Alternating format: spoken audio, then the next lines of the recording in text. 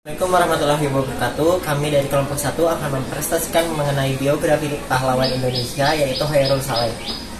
Chairul Saleh, Jenderal TNI Anumerta, Dr. Chairul Saleh, gelar Datuk Paduka adalah seorang pejuang dan tokoh politik Indonesia yang pernah menjabat sebagai Wakil Perdana Menteri dan Ketua MPRS dari tahun 1957 sampai 1966. Ia juga mengajukan ide negara kepulauan dengan batas teritorial 12 mil laut yang disahkan pada 13 Desember 1957. Atas jasa-jasanya, Chairul dianugerahi gelar kehormatan Jenderal TNI. Masa kecil, Chairul lahir pada 13 September 1919 di Sawah Lunto, Sumatera Barat.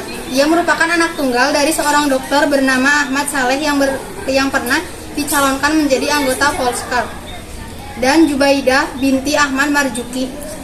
Pada usia 2 tahun, orang tuanya bercerai dan ia dibawa pulang oleh sang ibu ke Lubuk Jantan, Lintau Tanah Datar. Karena ibunya sakit, Chairul diasuh oleh pamannya yang bernama Sulaiman Raja Mudo hingga berumur 4 tahun. Sesudah itu, ayahnya membawa Chairul ke Medan dan menyekolahkannya di sekolah rakyat.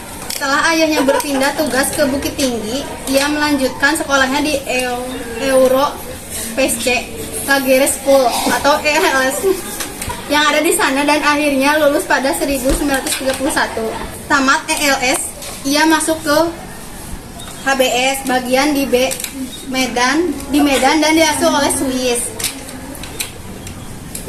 Selama sekolah di Medan, ia sering pulang ke Bukit Tinggi yang juga mempertemukannya dengan Yohana Siti Menara Saidah, putri Lanjumin DT Tumanggung yang kelak menjadi istrinya.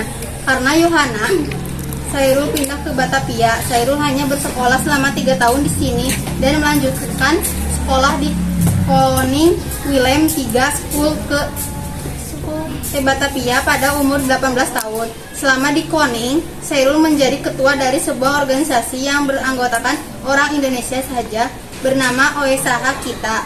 Berikutnya, ia melanjutkan pendidikan di Restow School de Batavia RHS pada 1937 sampai 1942. Aktivisme.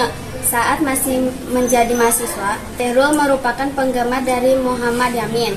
Bahkan ia pernah mengajak temannya Zainal Sabarudin Nasution mengunjungi Jalan Pejambon yang menjadi lokasi gedung Kementerian Luar Negeri pada saat ini untuk mendengarkan pidato dari Yamin saat menghadiri sidang Volkas. Chairul juga pernah diundang untuk mengunjungi rumah Yamin bersama Sabarudin Suyono Saifred Asmad Astrawinata dan Soipeno di Pecenongan, Sawah Besar. Mereka berdiskusi tentang para pribumi yang didiskriminasi, kemerdekaan, serta masalah politik. Akibat peristiwa ini, sebuah surat dari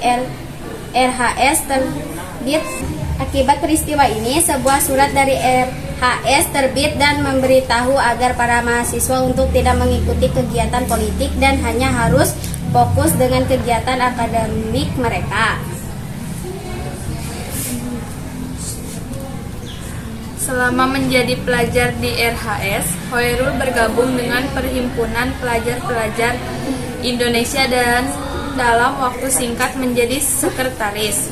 Pada 1939, ia pun terpilih menjadi ketua. Chairul melakukan perubahan yang radikal untuk organisasinya.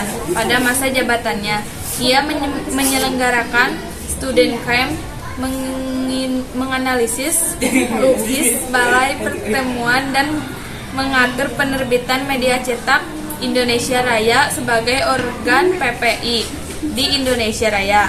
Chairul menerbitkan artikel berjudul Verbrokeling, Bahasa Indonesia Tercerai-berai, yang membahas kurang eratnya hubungan antar partai politik sehingga tidak mampu melaksanakan tugasnya sebagai partai politik. Chairul bersama anggota PPI lainnya menolak petisi Soetarjo. Petisi ini menyebut bahwa Indonesia diajukan untuk memiliki pemerintahan otonom kepada Ratu Wilhelmina dari Belanda.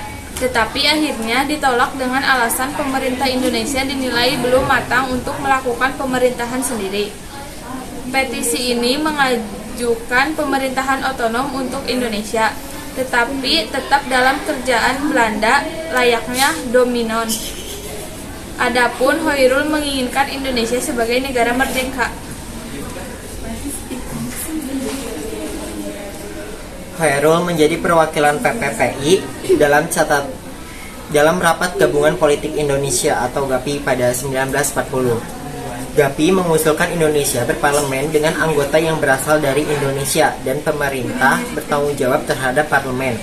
Untuk memperjuangkan ini, pada rapat tersebut, delegasi PPPI yang dipimpin Hoirul mengajukan mosi bila usul Indonesia berparlemen ditolak oleh pemerintah Hindia Belanda, maka para anggota partai politik yang tergabung dalam GAPI akan keluar meninggalkan jabatannya sebagai pegawai Hindia Belanda.